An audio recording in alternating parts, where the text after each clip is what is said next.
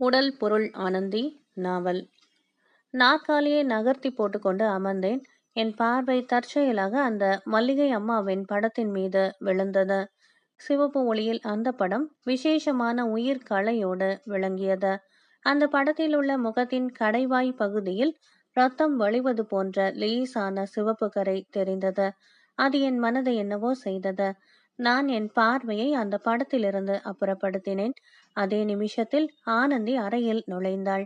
அப்போது இருந்த மாறுபட்ட ஒளியில் ஆனந்தியின் உருவத்தின் அழகிலே புரியாத ஒரு பயங்கரம் தோன்றியது. அவள் என் எதிரில் போடப்பட்டிருந்த நாற்காலியில் உட்கார்ந்தாள். அழகு என்று எழுதுகிறோம், அழகு என்று போற்றுகிறோம். ஆனால் அது பார்ப்பவரின் மனநிலையை பொறுத்ததா, இல்லை சுற்றியுள்ள ஒளியை பொறுத்ததா, அல்லது உண்மையில் வர்ணிக்கப்படும் பொருளின் வடிவத்தை பொறுத்ததா? பார்ப்பவன், பார்வை, பார்க்கப்படும் பொருள் மூன்றுக்கும் இடையே உள்ள முக்கூடல் தொடர்புதான் அழகு என்பது என்று பகவத்கீதா வாக்கியத்தின் அடிப்படை உண்மையை அன்றுதான் உணர்ந்தேன். இப்போது என் முன்னால் உட்கார்ந்திருக்கும் ஆனந்தியின் உடலில் சாவின் வெளுப்பு இல்லை. அவள் முகத்தின் வெண்மையும் குறைந்திருந்தது. அவள் இப்போது அழகாகத்தான் இருந்தாள். சிவப்பு ஒளியிலே சூழ்நிலைக்கு தக்கபடி மாறி காணப்பட்டாள். இப்போது அவள் அழகு அச்சத்தை தந்தது. மேஜர் ராமநாதனை பார்த்து, மிஸ்டர் ராமநாதன், உங்கள் சகோதரன் மிஸ்டர் திலீபனோ அல்லது நீங்களோ எங்கள் வீட்டு உட்புற அறையை பார்த்திருக்கிறீர்களா என்று கேட்டார். அதற்கு ராமநாதன், இல்லை, திலீபன் இந்த ஊருக்கே புதியவன். நானும் உங்கள் வீட்டுக்கு என்றுதான் வந்திருக்கிறேன் என்றான். மேஜர் எதிரே இருந்த பூட்டப்பட்ட அறையை காட்டி, ஆகையால் உங்களுக்கு அந்த அறையில் இருக்கும் பொருட்களை பற்றி தெரிய நியாயமில்லை அல்லவா என்று கேட்டார். அதற்கு ராமநாதன், உண்மை எங்களுக்கு எப்படி தெரியும்? நாங்கள் தான் அந்த அறைக்குள்ளேயே செல்லாதவர்கள் ஆயிற்றே என்றான். அதற்கு மேஜர், இப்போது உங்கள் சகோதரர் இந்த நாற்காலியில் உட்கார்ந்தபடியாக அந்த அறையில் உள்ள பொருட்களை பற்றி சொன்னால் என்ன சொல்லுவீர்கள் என்று கேட்டார். அது எப்படி முடியும் என்று நான் கேட்டேன். உடனே மேஜர், நீங்கள் மட்டும் ஆனந்தியின் கண்களையே உற்று பார்த்தபடி இருங்கள் போதும் என்றார். நான் ஒரு முறை ஆனந்தியை கூச்சத்தோடு உற்று பார்த்துவிட்டு தயக்கத்தோடு மேஜர் பக்கமாக திரும்பினேன். உடனே மேஜர், என்ன மிஸ்டர் திலீபன் யோசிக்கிறீர்கள்? நாம் 20ஆம் நூற்றாண்டில் வாழ்கிறோம். இது ஒரு பரிசோதனை. இதில் பண்புக்கு குறைபாடோ அல்லது தவறோ இல்லை என்றார். தன் மகளை உற்று பார்க்கும்படி ஒரு தந்தை வெட்கமே இல்லாமல் சொல்லுகிறாரே என்று என் மனம் திணறியது. ஆனால் அந்த மாதிரியான தயக்கம் ஆனந்திக்கு இருந்ததாகவே தெரியவில்லை. நாற்காலியில் இருந்தபடியாக இந்த ஏற்பாட்டை சற்றும் விரும்பவில்லை என்பதை பார்வையால் சொல்லாமல் சொன்னாள். என் எதிரே உட்கார்ந்திருந்த ஆனந்தி என் குழப்பத்தை உணர்ந்து கொண்டாளோ என்னமோ. பரிசோதனை நீங்களே செய்யுங்களப்பா என்று மேஜரிடம் கூறினாள். இதை கேட்டதும் மேஜரின் முகம் கோபத்தால் சிவந்தது. ஆனந்தியை பார்த்து மேஜர், ஆனந்தி, இந்த பரிசோதனையில் நீதான் முக்கியம் என்று சொல்லிவிட்டு அவளை மிரட்டுவது போல பார்த்தார். ஆனந்தி அப்படியே மருண்டு போய் நின்றாள். அவர்கள் இருவருக்கிடையே தந்தை மகள் என்ற பரிவு இருப்பதாக தெரியவில்லை. எஜமான் பணியாள் என்ற கண்டிப்பு தான் தொனித்தது. ஆனந்தி என்னை நோக்கி திரும்பினாள். என்னிடம், என் கண்ணை பாருங்கள் என்றாள். நான் அவள் கண்களையே பார்த்தேன். எண்ணெயை கண்ணில் விட்டது போல எரிந்தன என் கண்கள். அப்படியே கண்களை மூடினேன். ஆனந்தி, இப்போது கண்களை மூடாதீர்கள், அப்படியே விரைத்து பாருங்கள் என்றாள். என் கண்களை மறுபடியும் திறந்து பார்த்தேன். அறையின் சிவப்பொளி, ஆனந்தியின் முகம், இவையெல்லாம் மறைய ஆரம்பித்தன. நான் பார்த்த ஆனந்தியின் கண்கள் மெல்ல மெல்ல பெரிதாவது போல தோன்றியது. பெரிதாகி பெரிதாகி அந்த கண்கள் ராட்சச பரிமாணத்துக்கு பெரிதாகி அந்த அறை பூராவும் நிறைவது போல உணர்ந்தேன். என் பாகத்திலிருந்து உடல் உணர்ச்சிகள் குறைய ஆரம்பித்தன. பிறகு முழங்கால் உணர்ச்சியை இழந்தது. பிறகு கை உணர்ச்சியை இழந்தது. இதய துடிப்போடு வீடு முழுவதும் நிறைந்த கண்களை பார்த்தபடியாக இருந்தேன். அடுத்தபடி உடல் உணர்வும் போய்விட்டது. உடல் உணர்வு போன பின் நான் என்ற உணர்வு மட்டும் மிஞ்சி நான் காற்றிலே மிதப்பது போல எனக்கு தோன்றியது. அந்த நான் என்ற உணர்வு மிகுந்து மிகுந்து கண்களை நோக்கி நகருவது போல தோன்றியது. நான் என்ற உணர்வோடு நான் ஏதோ ஒன்றை அடைந்தேன். அடுத்த வினாடி இதுவரையிலும் என் முன்னால் நின்ற அந்த விசாலமான கருவிழிகள் மறைந்தன. என் முன்னால் அந்த பூட்டப்பட்ட அறையில் உட்புறம் தான் இருந்தது. உடல் உணர்ச்சியை இழந்துவிட்ட நான் பார்வை உணர்ச்சியோடு மட்டும் இருந்தேன். அது மட்டுமல்ல, நான் பார்த்த பொருட்களை அட்டவணை எடுப்பவன் போல ஒவ்வொன்றாக என் பார்வை குறித்தது. என் பார்வை பொருட்களை குறித்தது மட்டுமல்ல, ஒவ்வொரு பொருளையும் பெயர் சொல்லி நான் என்ற உணர்ச்சியை உச்சரித்தது. என் குரல் எங்கேயோ கிணற்றின் அடியிலிருந்து என்னை நோக்கி வருவது போல எனக்கு தோன்றியது. என் பார்வை உணர்ச்சியில் பட்டது. ஒரு சிவப்பு கூடை, அதன் பெயரை சொல்லிக் கொண்டேன். பிறகு அந்த அறையில் மரக்கட்டில் இருந்தது. அதில் சித்திர வேலைப்பாடுகள் செய்யப்பட்டிருந்தன. அதன் பெயரை என் குரல் உச்சரித்தது. அந்த அறையில் அடுத்தபடியாக ஒரு வீணை இருந்தது. அந்த வீணையின் தந்திகள் மனித நரம்புகள் போல தெரிந்தன. அவை சாதாரணமான தந்தி அல்ல, மனித நரம்பு என்று எனக்கு எப்படி தெரிந்தது என்று புரியவில்லை. நான் என்ற உணர்ச்சி தானாகவே பார்த்த பொருட்களை புரிந்து கொண்டது போலும். வீணையின் அடிபாகத்தில் ஒரு மண்டையோடு தெரிந்தது. அதை நோக்கி நான் நகர்ந்தேன். அந்த விசித்திரமான வீணையின் தந்தியை நான் என்ற உணர்ச்சி மீட்டியது. உடனே மாயமாளவ கௌலத்தின் இசை கேட்டது. எங்கிருந்தோ என் குரல் மாயமாளவா கௌலம் என உச்சரித்தது. மின் வெட்டும் நேரத்தில் அந்த அறையில் ஒரு மாது நுழைந்தாள். அவள் ஆனந்தி அல்ல, இறந்து போன மல்லிகை அம்மாள். என் குரல் மல்லிகை அம்மா என்ற பெயரை உச்சரிக்கிறது. அதே நேரத்தில் போதும் மிஸ்டர் திலீபன், போதும், வெளியில் வாருங்கள் என்ற ஆனந்தியின் குரல் இடி போல உடல் அற்ற நான் என்ற உணர்ச்சியில் ஒலிக்கிறது. எல்லா தோற்றமும் மறைகிறது. ஒரே இருள், எங்கும் ஒரே இருள். எனக்கு ஒன்றும் தெரியவில்லை. திடீரென்று எனக்கு கால்கள் இருப்பதை உணர்கிறேன். படிப்படியாக என்னுடைய அங்கங்களின் உணர்வை உணர்கிறேன். மறுபடியும் நான் என் உடலை அடைந்து கண் விழிக்கிறேன். உடல் வியர்த்திருப்பதை, என் எதிரே ராமநாதன், மேஜர், ஆனந்தி மூவரும் மௌனமாக உட்கார்ந்திருப்பதை உணர்கிறேன். மேஜர் ஆத்திரத்துடன் ஆனந்தியிடம், அந்த பாழும் வீணையை அந்த அறையிலா நீ கொண்டு போய் வைக்க வேண்டும் என்று கண்டித்தபடி இருந்தார். எனக்கு ஒன்றும் புரியவில்லை. நான் மேஜரை பார்த்து, ஏன் ஹிப்னாட்டிக் பரிசோதனையில் ஏதாவது தவறு நேர்ந்து விட்டதா என்று கேட்டேன். உடனே மேஜர் மாயநாதன், ஒன்றுமில்லை ஒன்றுமில்லை என்று மழுப்பினார். அப்போது ராமநாதன், திலீப் சொன்ன பொருட்கள் அந்த அறையில் இருக்கிறதா என்று பார்ப்போமா என்று கேட்டான்.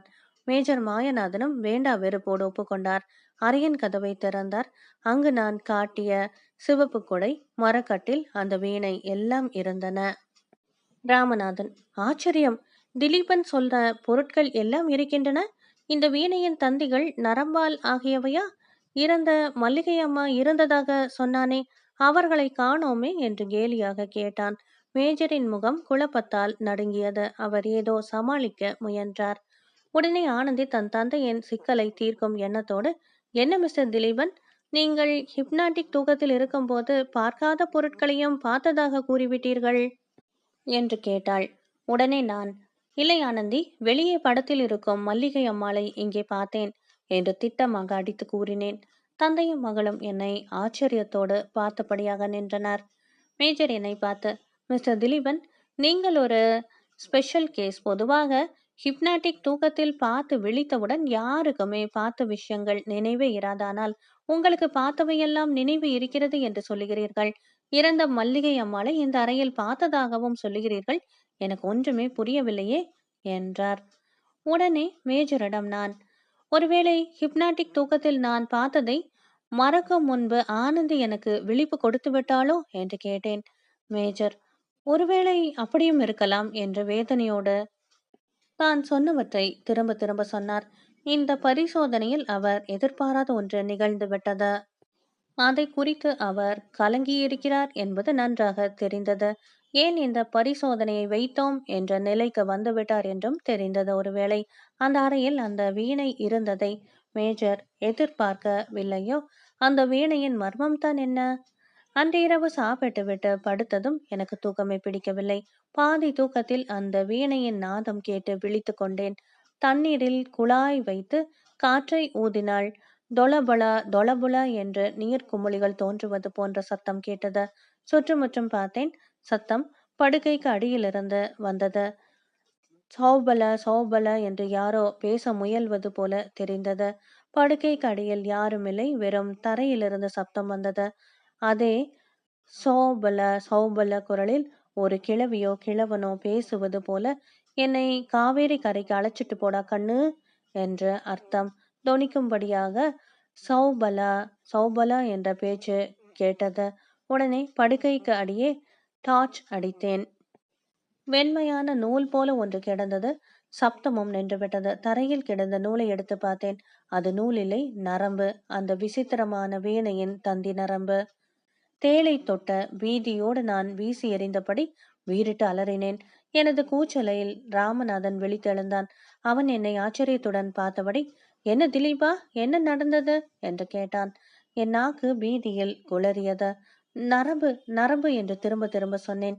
ராமநாதன் தூக்கம் கலைந்ததால் ஏற்பட்ட கடுப்புடன், "என்ன உளறுகிறாய்? நரம்பா? என்ன நரம்பு?" என்று சலித்து கொண்டான். மேஜர் ராமநாதன் வீட்டிலே பூட்டப்பட்ட அறையில் பார்த்தோமே, அந்த விசித்திரமான வீணையில் இருந்த நரம்பு, அந்த நரம்பு பேசுகிறது அண்ணா. சலபலா சலபலா என்று பேசுகிறது அண்ணா. என்னை காவேரிக்கு அழைச்சிட்டு போடா கண்ணு என்று சொல்லுகிறது என்று உளறியபடி சொன்னேன். ராமநாதன் என்னை ஒரு வினாடி விரைத்து பார்த்தான். எங்கேடா அந்த பேசும் நரம்பு? எடுத்துக்காட்டு என்றான். உடனே நானும் தரையை பார்த்தேன். நான் பயத்தில் வீசி எறிந்த இடத்தில் அந்த நரம்பு இல்லை, வெறும் தரைதான் இருந்தது. திலீபா, உன் கற்பனா சக்தி அசாத்தியம். ஏதோ கனவு கண்டிருக்கிறாய், படுத்துக்கொள். சிறு குழந்தை போல வீண் புரளி செய்யாதே என்று சொல்லிவிட்டு அவன் கம்பளியை இழுத்து போத்துக்கொண்டு படுத்து விட்டான். எனக்கே என் செய்கை அவமானமாக இருந்தது. ஒருவேளை ராமநாதன் சொல்வது போல என் கற்பனா சக்தியை என்னோடு விளையாடுகிறதோ? தத்ரூபமாக நாம் காணும் காட்சிகள் எல்லாம் ஒருவித மாயை தானோ? பக்தர்கள் சித்தர்கள் எல்லாம் ஆண்டவனை கண்டதாக நெக்கு நெக்காக உருகிய காட்சிகளெல்லாம் இந்த மாதிரியான தோற்றம் தானோ என்றெல்லாம் எண்ணினேன். ஒரு முறை கடவுளை நினைத்துவிட்டு படுக்கையில் படுத்தேன். படுத்தவுடன் ஓரளவு அமைதி ஏற்பட்டது.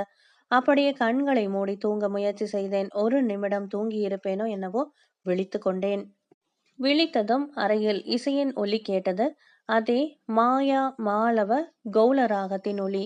உடனே ராமநாதனை எழுப்பி அவனையும் இந்த இசையை கேட்கச் செய்யலாமா என்று எழுந்தேன்.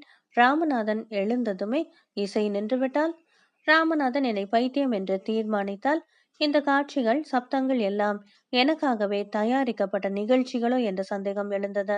ஆனால் இந்த முறை பயமில்லை, மனதில் ஒரு விதமான தைரியம்தான் எழுந்தது.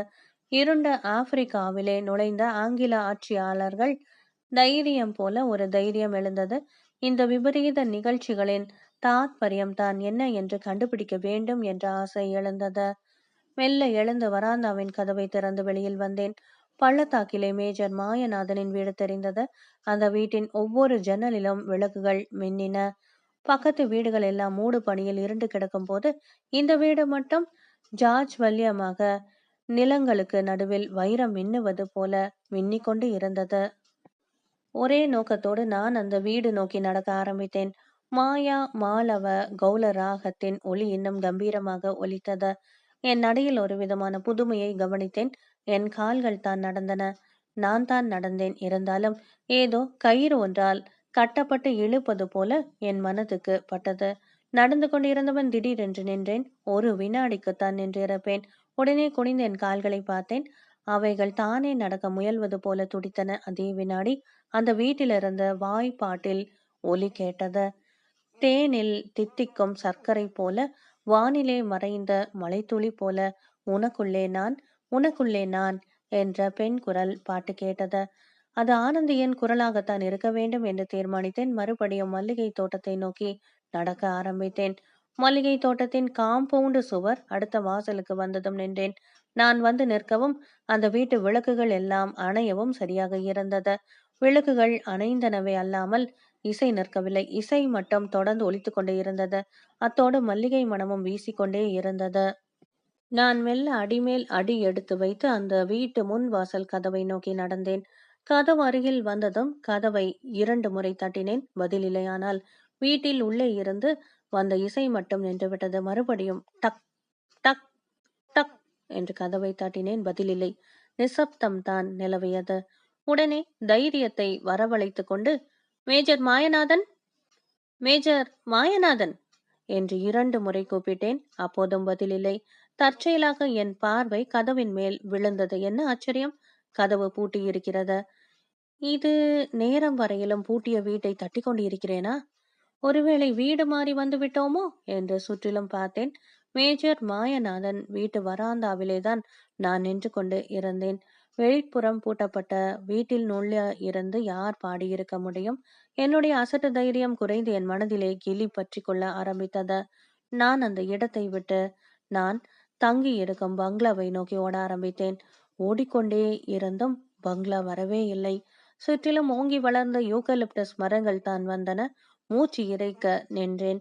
என்னை சுற்றிலும் திருடர் கூட்டம் போல கருத்த யூக்கலிப்டஸ் மரங்கள் தான் நின்றன. மறுபடியும் ஓடினேன். எங்கு ஓடினேன், எதை தேடி ஓடினேன் என்று எனக்கே தெரியாது. என் மனதை விட்டே என்னை விட்டே ஓடிக்கொண்டு இருந்தேனா? அதுவும் எனக்கு தெரியாது. ஓடிக்கொண்டே இருந்த என் எதிரே ஒரு பிரம்மாண்டமான பள்ளம், 1000 அடி ஆழமுள்ள பள்ளம் என்னை விழுங்க காத்திருந்தது.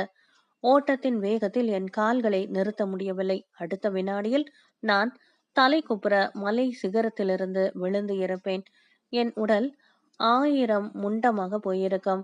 2 அங்குலம் தான் எனக்கு அந்த பயங்கரமான பள்ளத்தாக்குக்கு இடையே உள்ள தூரம். 2 அங்குலம் தான் எனக்கும் மரணத்துக்கும் உள்ள இடைவெளி.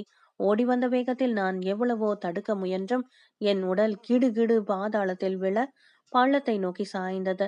ஆனால் ஒரு வழுவழுப்பான பிடிப்பு என் சட்டையின் முதுகுப்புற காலரை பற்றி தரை பக்கமாக இழுத்தது. ஒருவேளை மரத்தின் கொம்போ கிளையோ என் சட்டையில் முதுகுப்புறமாக மாட்டிக்கொண்டு என்னுடைய வீழ்ச்சியை தடுத்து விட்டதோ என்று நினைத்து நன்றியோடு மகிழ்ச்சியோடு என் முகத்தை பின்புறமாக திருப்பினேன்.